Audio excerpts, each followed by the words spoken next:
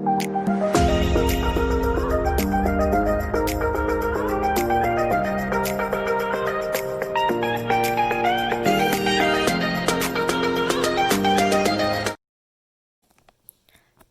11. Blam, bloot, bling. Stop, I yell, but Professor Stupido doesn't stop. He keeps right on uninventing and uninventing and uninventing and uninventing until all that is left of our treehouse is the tree. Our treehouse, says Terry, our 39-story treehouse. It's gone, all gone. You've uninvented the whole thing. Now it's nothing but a 39-story less tree. Said Professor Stupido, stroking his chin. Good point. I'll uninvent that for you as well. Our tree, I say. You uninvented our tree. I think you'll find that one tree is very much like another, says Professor Stupido. And there's plenty more trees in the forest, which makes me think that I might as well uninvent the rest of them while I'm at it. But what about all the birds and animals, says Terry. Where will they live now? No need to worry about that, says Professor Stupido. I'll just uninvent them. Ah, that's better, says Professor Stupido. And now that I've rid the world of those pesky animals, I may as well finish the job and uninvent humans too. Terry and I gasp. Don't worry, Checkers try to invent everybody except you. After all, you're the only ones who understand and appreciate my genius. Oh no, I say, I think you've gone too far this time. On the contrary, says Professor Stupido calmly, I don't think I've gone nearly far enough. Imagine, if you will, a world in which there's not only no people, but there's also no world. I can't imagine a world with no world, says Terry. It doesn't make any sense. It makes perfect sense to me, says Professor Stupido. In fact, the very idea of it makes me want to sing.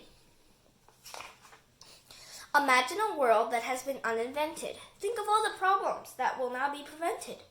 No boxing elephants to punch your nose, no crabs at the beach to pinch your toes, no polluting pollution, no smoking smoke stacks, no overcrowded, confusing bike racks, no spots or pimples or itchy rashes, no tripping or falling or nasty crashes, no waste, no garbage, no junk, no litter, no texting, no Facebook, no spam and no Twitter, no noise or fuss, no bother or mess. No need to worry or fret or stress. No more noisy sporting events. No more rained out vacations in tents. No more warnings about global warming. No more boring boy bands forming. No more fights or bites or bruises. No more winners, no more losers. Nothing to lose, nothing to gain. No more struggling and no more pain. How clean, how pure, how perfectly silent, how wonderfully peaceful, and not at all violent. Nobody could possibly be discontented in a world that I have uninvented. So I'll rid the world of the world itself, leaving just you two and, of course, myself. Blam! We are floating in the space where the world used to be. Oh, well, says Terry, our world might be gone, but let's look on the bright side. What bright side, I say? Well, at least we still got the moon, the sun, and all the planets. Thanks for reminding me, says Professor Stupido. I'll take care of them right away. There's a blinding flash, and then no more solar system. Oh, well, no use crying over uninvented solar system, says Terry. At least he didn't uninvent the whole universe. What a good idea, says Professor Stupido. Thank you so much, Terry. I'll get right on to it. You and your big mouth, Terry, I say. Relax, he says, as if he could even do that. Professor Stupido takes a deep breath. Bang! Big.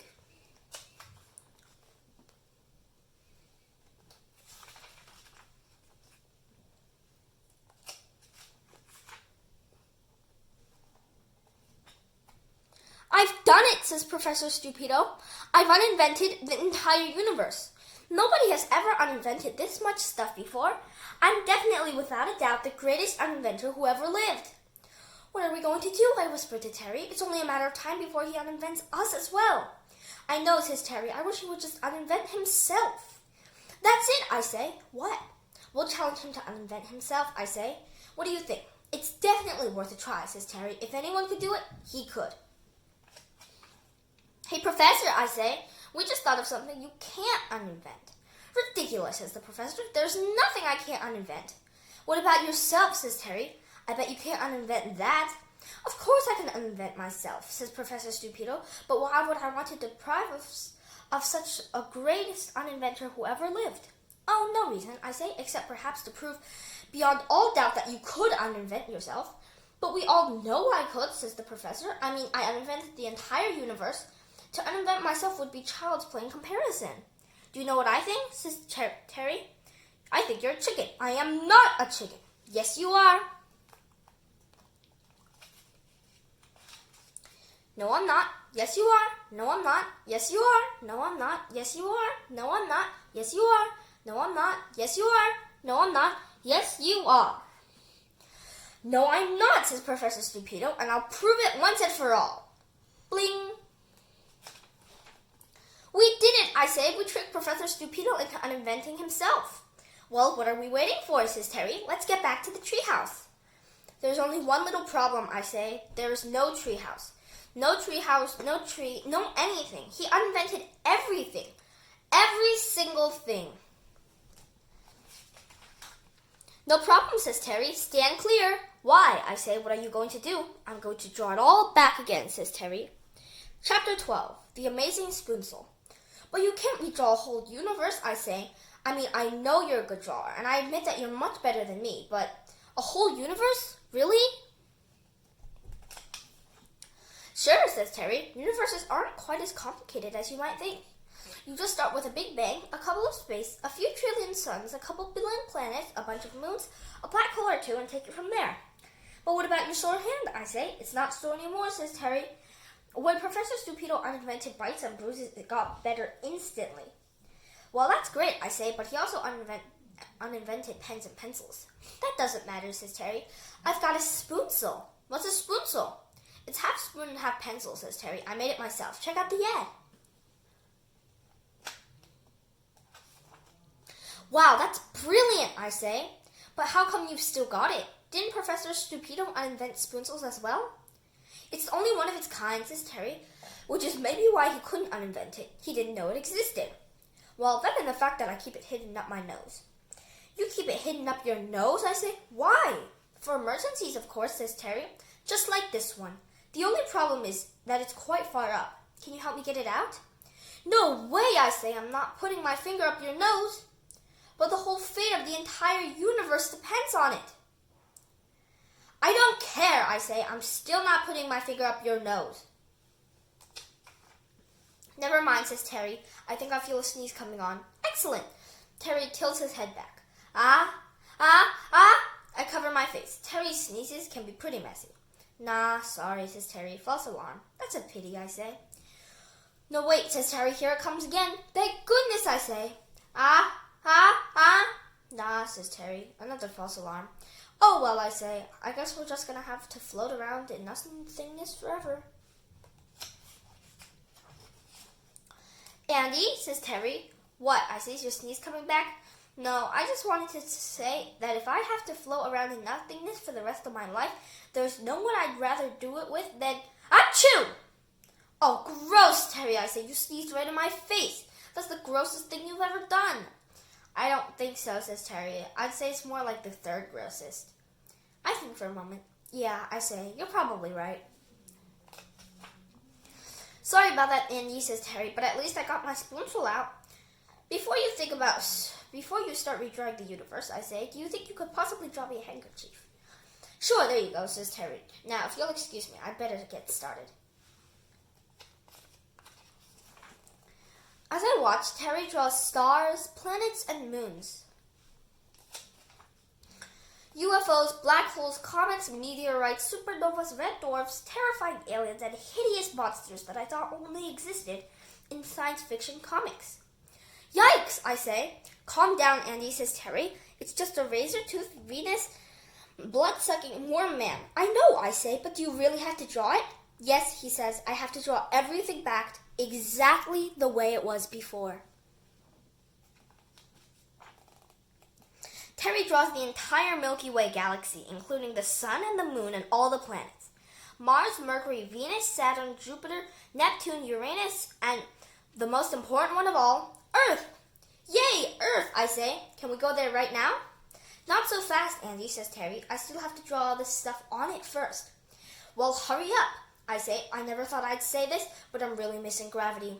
Plus, also, I need to go to the bathroom. Terry draws everything on Earth's surface, including the oceans, the mountains, the deserts, the forests, the savannas, and the swamps. He draws all of the roads, buildings, including houses, hospitals, sporting stadiums, schools, shops, and roadside stalls. Hey, that's pretty good, I say. Can I do some? Thanks for the offer, Andy, says Terry, but it's probably better if you let me do it. In fact, promise me that you won't draw anything. Okay, I say. I promise. Terry starts drawing all the animals on Earth. Don't bother drawing all the rabbits, I say. 2 will be enough. Why, says Terry. Don't worry, I say. Just keep drawing. I'll tell you about the rabbits later. It doesn't take long before Terry has got everything almost back to normal, including the forest, our tree, and our treehouse. All 39 levels. Chapter 13, the last chapter. Terry sighs. There, he says. I think that's it. I think you forgot something, I say. What? Jill, I say. Oops, says Terry. One Jill coming right up. How's that, says Terry. Too tall, I say. Terry draws her again. How about this? He says. Too short. How about this, says Terry. Just right, I say. Jill blushes. Terry giggles. I turn around to see what's so funny. Terry has drawn love hearts just above my head. Terry, I say, cut it out. Sorry, Andy, says Terry, removing them with his laser eraser. How's that? Much better, I say. Okay, says Terry. Well, if you two lovebirds will excuse me, I better go and finish coloring all the fish in the ocean. He runs off laughing. What's going on, says Jill. All my animals disappeared, and then I disappeared. Yeah, sorry about that. I say, I'm afraid you and your animals got uninvented. Uninvented, says Jill. How? Professor Stupido, the famous uninventor, did it. I explain. We asked him to uninvent our once-upon-a-time machine, but he ended up uninventing the whole universe, including himself. Terry's only just finished drawing everything back again. But what about Silky, says Jill. Is she all right? I look around, but I can't see her anywhere. I think Terry might have forgotten about Silky, I say. Jill's eyes fill with tears. Don't cry, I say quickly. I'll fix it. How, says Jill. I'll draw you a new Silky. I didn't think you could draw, she says. Not as well as Terry, no, but how hard could it be to draw a flying cat, I say. They're just a few circles, wings, whiskers, and a tail. I try to draw Silky as best as I can, but she doesn't come out quite right. In fact, she doesn't look like a flying cat at all. More like a mutant lion kind of thing. I'm trying to draw its ears when it looks at me with its badly drawn eyes and starts growling. Andy, cries Jill, what have you drawn? To tell the truth, I say, I'm not quite sure. Can you talk to it and try to calm it down? I can't talk to it, says Jill. It doesn't have any ears. We better call Terry then, I say. Help, we both yell. Terry, help, come quickly. Terry comes running, his laser eraser in his hand. Stand back, he says as he drops to one knee and takes aim. When he's finished, he turns to me and says, you promised you wouldn't draw anything. How do you know I drew it? I say. Only you could draw something as badly drawn as that, he says, shaking his head. Well, I wouldn't have to draw anything if you'd remember to draw Silky. I did draw Silky, he says, and all her friends. Look, here they are now. We look up. The sky's filled with flying cats. While Jill hugs Silky and all her other flying cats, my jet chair appears and I fly up to the treehouse. It's exactly as it was before. The tank full of man-eating sharks, the bowling alley, the opera house, and even the once-upon-a-time machine. Hang on. The once-upon-a-time machine? What's that doing here? Terry, I yell. Terry appears, closely followed by Jill. What's the matter, he says. That's what's the matter, I said, pointing at the machine. Why did you draw the once-upon-a-time machine after all we went through to get rid of it? I didn't redraw it, he says. Then how come it's here, I say. Terry thinks for a moment. It must have redrawn itself, he says. Oh, great, I say. Then that means that the last 142 pages have all been for nothing. Well, at least it's not switched on, says Jill. Otherwise, it wouldn't have let us back into the treehouse. You're right, says Terry. And look, there's a manuscript in the printout chute. It must have finished our book. Let me see, I say. Me too, says Jill. We read the book.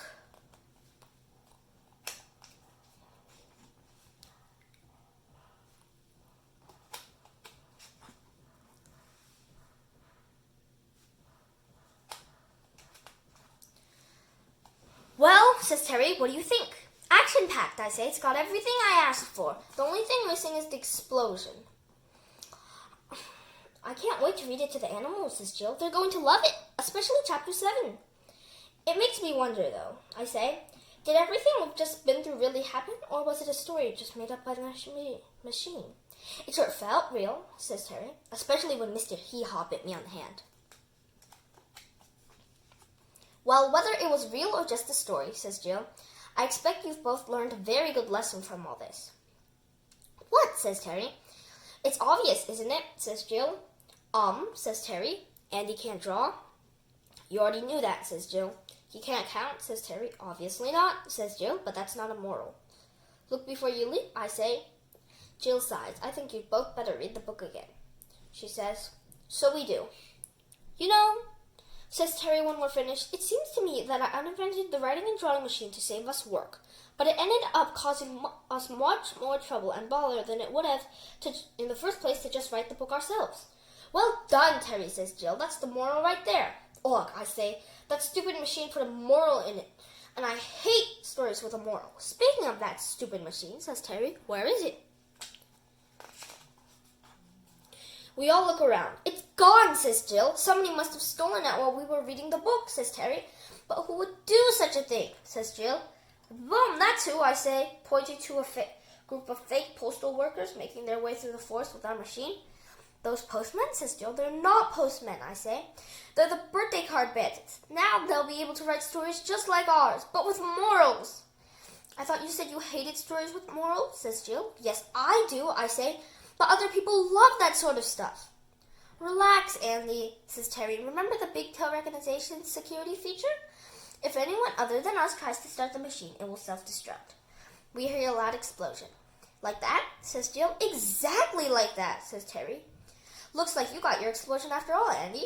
Yeah, I say. And even better, we're free of the once-upon-a-time machine once and for all. It can't possibly redraw itself now. Well, I think this calls for a special celebration, says Terry. Great idea, I say. What should we start with? Marshmallows, lemonade, chocolate waterfall? None of them, says Terry. I've got something even better. Follow me. Jill and I follow Terry to the ice cream parlor. Hot ice creams, calls Edward Scoop her hands excitedly. Get your hot ice creams. Hot ice cream, I say, but I thought Professor Stupido invented hot ice cream. He did, says Terry, but when I was redrawing back the universe, I took the opportunity to redraw it in a few other things he had uninvented as well. Jill chose Raspberry Ripple, I chose Rocky Road, and Terry orders 3 triple scoops of chocolate, double chocolate and triple chocolate. Wow, says Jill. Hot ice cream is delicious. It's just like cold ice cream, only hot. Yeah, I say, and no brain freeze. Says Terry, chocolatey. Professor Stupido was crazy to uninvent this stuff, says Jill. Yeah, says Terry, I'm starting to think that maybe he wasn't such a genius after all. Terry gasps. Oh no, watch out for that frogopotamus! Andy, he yells. What frogopotamus, I say. I look up to see a 10-ton frogopotamus hurling toward me, its mouth wide open. Everything goes dark, and slimy, and smelly. This is even worse than being sneezed on by Terry. Be careful, Terry, don't hurt it, I hear Jill saying as Terry pulls the frogopotamus off of me. What about me, I say. You'll be fine, Andy, says Jill. But frogopotamuses are delicate and easily frightened. Then why did it jump on my head, I say. Because it wanted some of your ice cream, says Jill. Frogopotamuses love hot ice cream. Everybody knows that. Well, I didn't, I say, wiping frogopotamus's spit off my face with the handkerchief Terry drew me, and I don't like frogopotamuses. Don't be mean, says Jill. I think it's cute. You can have it if you want, says Terry. Really, says Jill. Yes, I say, from now on, the treehouse is a frogopotamus-free zone. Thanks, Andy and Terry, says Jill. See you both later. She climbs onto the frogapod in Mrs. back and whispers into its ear. It jumps out of the tree and hops into the forest. So all that worked out pretty well, says Terry. Not only did we get to taste hot ice cream, but Jill got a new pet frogopotamus and we got our book. Yes, I say, except that it's almost 5 o'clock and there's no way we're going to be able to get it to Mr. Big Nose on time. Yes, there is, says Terry. How? By flying beach rods, of course, says Terry. He whistles and 2 brand new shining flying beach rods whoosh up and hover in front of us. One for me and one for you, says Terry. Wow, I say. Thanks, Terry, but what about the vegetable vaporizer? Won't it vaporize them? Beach rods are vegetables, you know. No problem, says Terry. When I redrew the vegetable vaporizer, I added a flying beach rod override switch. Brilliant, Terry, I say. Let's go. Up, up, and away.